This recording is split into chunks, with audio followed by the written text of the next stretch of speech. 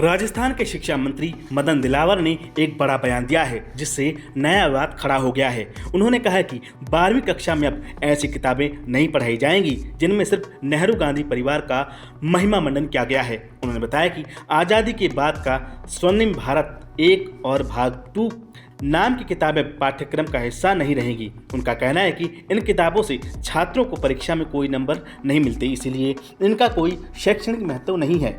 मंत्री ने आरोप लगाया कि किताबें कांग्रेस सरकार के समय जोड़ी गई थी और उनका उद्देश्य सिर्फ कांग्रेस नेताओं की तारीफ करना था। उन्होंने कहा कि इन किताबों में ना तो सरदार पटेल, लाल बहादुर शास्त्री, डॉक्टर भीमराव अंबेडकर और श्याम प्रसाद मुखर्जी जैसे महान नेताओं का जिक्र है और ना ही अन्य विचारधाराओं को जगह दी गई है, बल्कि पूरी किताब में सिर्फ गांधी परिवार जैसे इंदिरा गांधी, राजीव गांधी और मनमोहन सिंह की योजनाओं और कामों का उल्लेख है। शिक्षा मंत्री ने कहा कि छात्रों को सकारात्मक बातें पढ़ाई जानी चाहिए। उन्होंने सवाल उठाया कि जब इन किताबों में सिर्फ कुछ नेताओं की तारीफ की गई है और बाकी सबको नजरअंदाज कर दिया गया है तो ये पक्षपात नहीं तो क्या है। उन्होंने कहा कि इस तरह की किताबें पढ़कर छात्रों में एक तरफा सोच डाली जा रही है जो शिक्षा के मकसद के खिलाफ है। जियो के साथ करें 349 रुपए में धमाकेदार शुरुआत। 28 दिनों तक रोज मिलेगा 2 GB डाटा। 50 दिनों के लिए जियो एयर फाइबर का ट्रायल फ्री, 90 दिनों के लिए जियो हॉटस्टार का सब्सक्रिप्शन और 50 GB जियो AI क्लाउड स्टोरेज भी फ्री।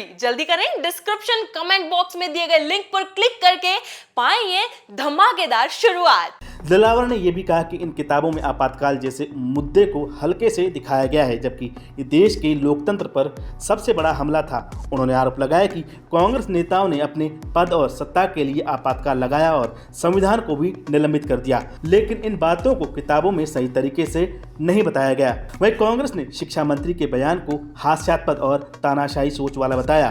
पूर्व मुख्यमंत्री अशोक गहलोत ने कहा कि आज़ादी के बाद देश में जितना विकास हुआ उसका श्रेय कांग्रेस सरकारों को जाता है।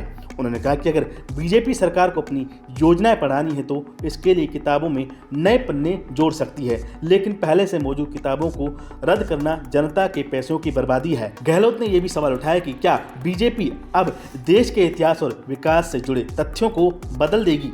उन्होंने कहा कि कांग्रेस के दौर में वैज्ञानिकों ने चंद्रयान जैसी बड़ी उपलब्धियां हासिल की और देश भर में कारखाने, बांध और संस्थान बने जिसे अब नजरअंदाज नहीं किया जा सकता। कांग्रेस नेता गोविंद सिंह डोटासरा ने कहा कि इन किताबों को हटाने का फैसला राष्ट्रीय स्वयंसेवक संघ की संकुचित सोच को दर्शाता है।